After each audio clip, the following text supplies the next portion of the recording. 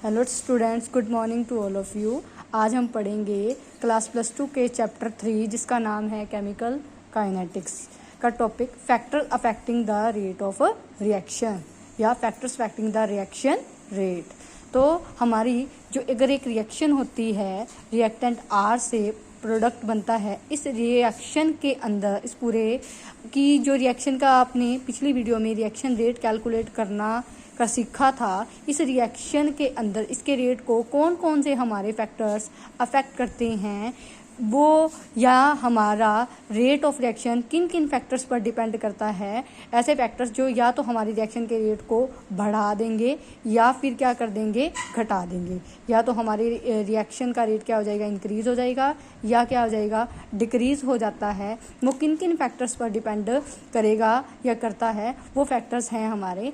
Number 1 पर हम पढ़ेंगे कॉन्सेंट्रेशन। जैसे हो गया कि कॉन्सेंट्रेशन पर आपका रिएक्शन रेट कैसे डिपेंड करता है, प्रेशर पर, इफेक्ट ऑफ द प्रेशर। इसी तरह से टेम्परेचर का रिएक्शन रेट पर क्या फ़र्क पड़ता है, सरफेस एरिया का, कैटलिस्ट का, नेचर ऑफ द रिएक्टेंट कि आप रिएक्टेंट कौन सा लेके चल रहे हो, physical face of the reactant and intensity of the light. In factors को हम 1 बाय 1 स्टडी करेंगे।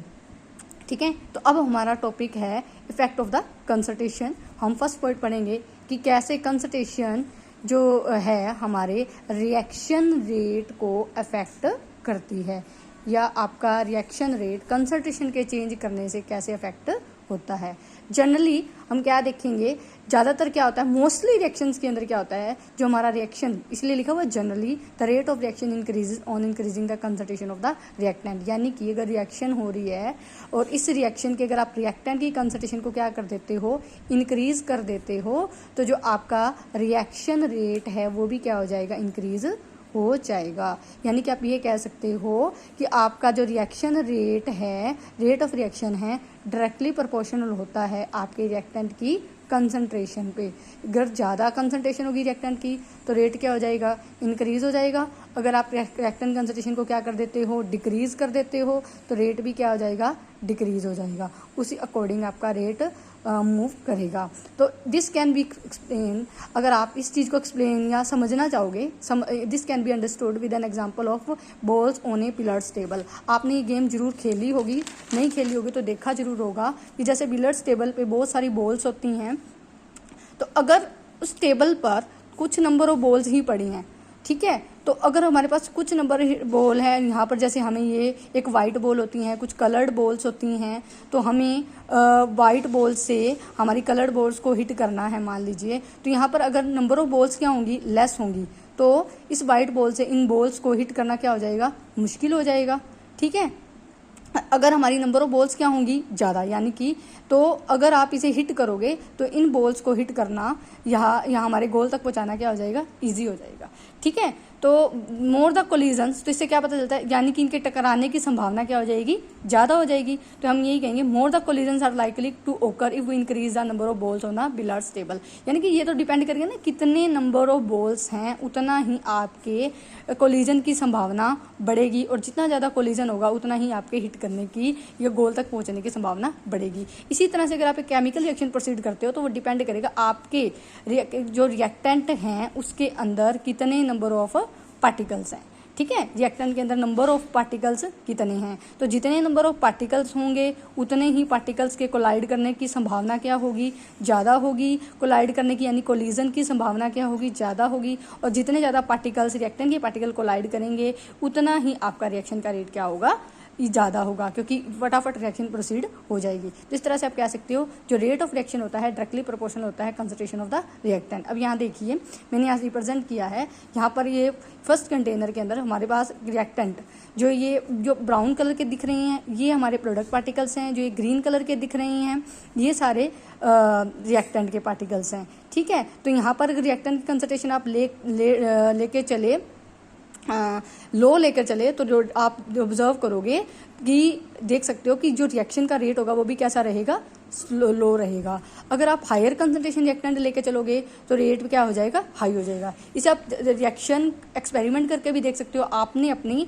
प्रीवियस क्लासेस में या जनरली ये वाली एग्जांपल जरूर पढ़ा होगा, जब हम Zn को HCl से रिएक्ट करवाते हैं तो हमें क्या मिलता है, H2 गैस। उस प्रोडक्ट में हमें ZnCl2 मिलता है, अब जब आप इसे बैलेंस करोगे तो आपके पास एक H2 गैस मिलेगी जो 2HCl से रिएक्ट करवाएंगे, ठीक है, ZnCl2 मिलेगा और H2 गैस निकलेगी।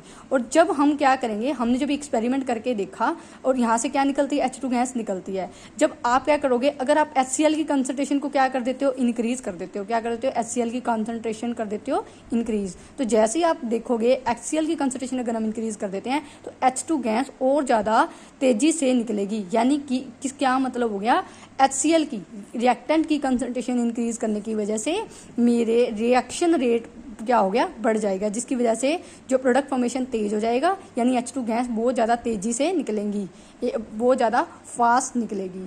ये एग्जाम्पल हो गया कि कैसे हमारा जो रिएक्शन रेट है रिएक्टेंट की कंसंट्रेशन बढ़ाने से बढ़ जाता है। आप दूसरा एग्जांपल देख सकते हो कि अगर कहीं हमें न्यूट्रलाइजेशन रिएक्शन करवानी है तो 2 antacid tablets will neutralise a given amount of acid faster than 1 tablet. यानी कि अगर आपके पास एक एसिड है और आपने इसे न्यूट्रलाइज करवाना है, अगर आप 1 टैबलेट का यूज़ करते हो न्यूट्रलाइज करवाने के लिए एसिड को, उसकी बजाय अगर आप कितनी टैबलेट यूज़ करते हो 2, तो ऑब्वियसली ज़्यादा जल्दी न्यूट्रलाइजेशन होगा, तो जल्दी न्यूट्रलाइजेशन का प्रोसेस जल्दी हो जाएगा। यानी कि 2 tablets as compare to 1 tablet के ज़्यादा जल्दी न्यूट्रलाइज करवाएंगी, यानी कि कंसंट्रेशन के बढ़ाने से रिएक्शन रेट बढ़ गया, तभी रिएक्शन जल्दी प्रोसीड करेगी।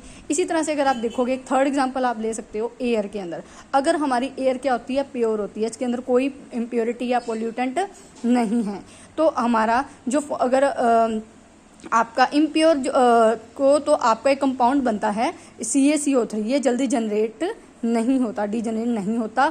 अगर आपकी एयर क्या है, इम्प्योर है, इम्प्योर एयर क्या है, जल्दी इम्प्योर होने की वजह से इसके अंदर कंसंट्रेशन क्या होती है, पोल्यूटेंट्स की कंसंट्रेशन ज़्यादा होती है, इसलिए आपका CaCO3 कंपाउंड क्या है, जल्दी जनरेट हो जाता है, क्योंकि इसके अंदर पोल्यूटेंट जैसे CO2, CO ये सारे पोल्यूटेंट्स होते हैं, जिसकी वजह से ये जल्दी बन जाता है। तो ये लिखा हुआ है the concentration of pollutant is high in the impure air, so with the impure air the CaCO3 will generate more as compare to the pure air. तो ये सारे एग्जाम्पल्स हमने पढ़े हैं कि कैसे अगर आप अपने रिएक्टेंट की कंसंट्रेशन को इंक्रीज कर देते हो तो आपका रेट ऑफ रिएक्शन भी इंक्रीज हो जाता है। यही लिखा हुआ है greater the concentration of the reactant faster the rate of the reaction. तो हमने अपने फर्स्ट जो पॉइंट में पढ़ा कि कैसे क्या कंसंट्रेशन क्या है रिएक्शन के रेट को अफेक्ट करती है। हमारा जो सेकंड पॉइंट है वो है इफेक्ट ऑफ प्रेशर, कि अगर प्रेशर क्या है आपके रिएक्शन रेट को कैसे इफेक्ट करेगा। तो देखिए प्रेशर कैसे इफेक्ट करेगा, तो ये जानने से पहले आप देखिए कि प्रेशर कब अफेक्ट करेगा कब नहीं। तो pressure is also affect the rate of reaction if only gases reactant involves. यानी कि आप जानते हो मेनली मैटर कि आप कौन सी स्टेट स्टडी करते हैं, सॉलिड, लिक्विड और गैस, ठीक है। और प्रेशर का इफेक्ट जब भी आप स्टडी करोगे रेट के लिए तो देखोगे सॉलिड के ऊपर अगर आप पार्टिकल्स रिएक्टेंट कैसे लेके चले हो, सॉलिड और लिक्विड पर प्रेशर का कोई इफेक्ट नहीं पड़ेगा, क्योंकि प्रेशर बढ़ाने से सॉलिड और लिक्विड, क्योंकि सॉलिड के पार्टिकल्स बिल्कुल पास पास होते हैं और लिक्विड के एज कम्पेयर टू सॉलिड थोड़े दूर दूर होते हैं। लेकिन जब मान लीजिए आपने यहाँ लिक्विड लिया है, यहाँ कोई सॉलिड लिया है, बिल्कुल इसके पार्टिकल्स पास पास हैं और आप इनका प्रेशर बढ़ाने की कोशिश कर रहे हो तो इनकी कंसंट्रेशन में कोई चेंज नहीं आएगा। इनकी कंसंट्रेशन में प्रेशर बढ़ाने की वजह से नो चेंज आएगा, कंसंट्रेशन नो चेंज, जिसकी वजह से रेट पर कोई फर्क नहीं पड़ेगा। अगर आप सिर्फ आप लेते हो गैसेस, अगर आप गैसेस लेते हो तो गैसेस रिएक्टेंट के केस में प्रेशर बढ़ाने से भी आपका रेट ऑफ रिएक्शन क्या हो जाता है, चेंज हो जाता है, बढ़ जाता है।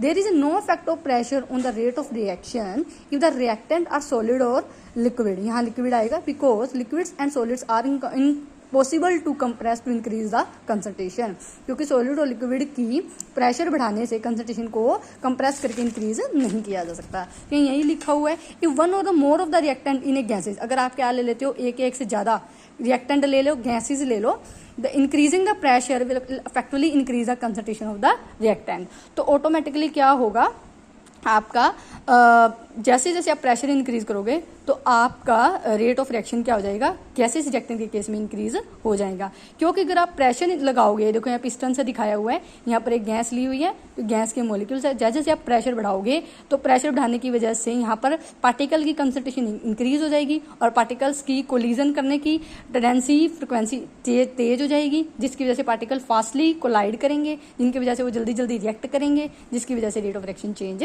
हो जाएगा। ये लिखा हुआ है with increase of the pressure particles close together, so collision between the particles will occur more frequently. तो इस तरह से आपका रेट भी क्या हो जाएगा, चेंज हो जाएगा। अब मैंने यहाँ पर एग्जाम्पल के लिए आपके सामने प्रेजेंट किया है, ग्राफिकल रिप्रेजेंटेशन दे रखी है किसकी, हाइबर सिंथेसिस ऑफ अमोनिया। जब हम हाइबर सिंथेसिस अमोनिया जो क्या है बनाते हैं, ठीक है, उसका ग्राफिकल दे रखा है। हमारे रिएक्शन क्या करवाते हैं, N2 को हम H2 के साथ रिएक्ट करवाते हैं तो हमारे पास क्या बनता है, अमोनिया। नाइट्रोजन को हमने हाइड्रोजन के साथ रिएक्ट करवाया तो हमारे पास बना अमोनिया गैस प्रोड्यूस होती है। तो हम ये देखेंगे कि अमोनिया गैस की जो फॉर्मेशन है इन दोनों रिएक्टेंट्स को जब आप लेके चलते हो, कैसे प्रेशर को बढ़ाने की वजह से जो प्रोडक्ट की फॉर्मेशन है या रेट ऑफ रिएक्शन है कैसे तेज होता है। तो यहाँ ग्राफिकल रिप्रेजेंटेशन दे रखी है, मैंने एक्स एक्सिस के अकॉर्डिंग लिखा है टाइम और वाई एक्सिस के अकॉर्डिंग दे रखा है यील्ड ऑफ अमोनिया। तो हमने ये ऑब्जर्व किया कि जब जैसे जैसे अगर आप वेरी वेरी लो प्रेशर लेते हो तो यील्ड ऑफ अमोनिया को ग्राफ रिप्रेजेंट कर देते ये वाली कर्व, और जैसे आपने थोड़ा और प्रेशर बढ़ा दिया, वेरी लो से लो कर दिया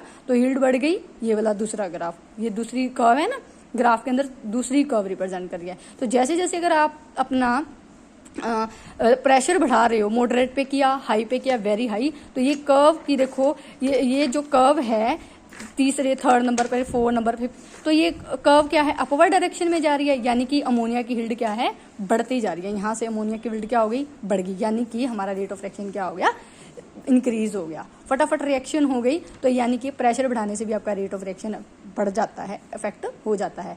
हेयर प्रेशर कैन रेंज, ये स्पेशल इसके लिए लिखा हुआ है 1 to 500 atoms at the collision, यानी कि आप टेम्परेचर कांस्टेंट लेके चलते हो और प्रेशर की इतनी रेंज आप सेट कर सकते हो कि एक टाइम पे 1 to 500 एटम्स क्या है आपके कोलाइड करने लग जाएंगे, ठीक है। The greater the total pressure the greater the rate of the reaction. अगर आप इसे थ्योरेटिकली समझना चाहते हो तो थ्योरेटिकल समझाने के लिए मैंने डायग्राम बनाया हुआ है, theoretical interpretation of changing the pressure of A reaction. अब ये देखिए इस कंटेनर में जो मैंने रेड कलर से पार्टिकल्स डिनोट किए हैं प्रोडक्ट के हैं, जो पिंक कलर से किए हैं वो रिएक्टेंट के हैं, और जो ब्लू कलर के हैं ये दूसरा रिएक्टेंट है, और ये दोनों रिएक्टेंट के मोलिक्यूल क्या हैं, आपस में कोलाइड कर रहे हैं। देखो ब्लू और पिंक है, ये दोनों रिएक्टेंट के मोलिक्यूल्स हैं जो आपस में कोलाइड कर रहे हैं। तो जैसे जैसे आप प्रेशर बढ़ाओगे तो थ्योरेटिकली अगर आप समझना चाहते हो तो प्रेशर बढ़ाने से क्या होगा, जो पार्टिकल्स है रिएक्टेंट के पार्टिकल्स की जो कोलिजन है अफेक्टिवली बढ़ जाएगी। तो अफेक्टिवली कोलिजन बढ़ने की वजह से आपका जो रिएक्टेंट है इजीली प्रोडक्ट में कन्वर्ट हो जाएगा, यानी कि रेट ऑफ रिएक्शन बढ़ जाएगा। यानी कि प्रेशर बढ़ाने से आपकी जो पार्टिकल्स की जो कोलिजन की फ्रिक्वेंसी है वो बढ़ जाती है, और जो कोलिजन फ्रूटफुली होने लग जाता है और आपका रिएक्टेंट इजीली प्रोडक्ट में कन्वर्ट हो जाता है। तो इस तरह से प्रेशर बढ़ाने से रेट ऑफ रिएक्शन बढ़ जाता है। तो आज हमने पढ़ा कि कैसे कंसंट्रेशन एंड द प्रेशर आपके रेट ऑफ रिएक्शन को अफेक्ट करता है, या कैसे रेट ऑफ रिएक्शन कंसंट्रेशन बढ़ाने से और प्रेशर बढ़ाने से चेंज हो जाता है। ध्यान रखिएगा, अगर हम प्रेशर की बात कर रहे हैं तो प्रेशर सिर्फ जो अफेक्ट करता है जो गैसियस रिएक्टेंट को करेगा, सॉलिड और लिक्विड जो रिएक्टेंट है हमारा उसमें अफेक्ट नहीं करेगा। तो ओके स्टूडेंट्स, थैंक यू।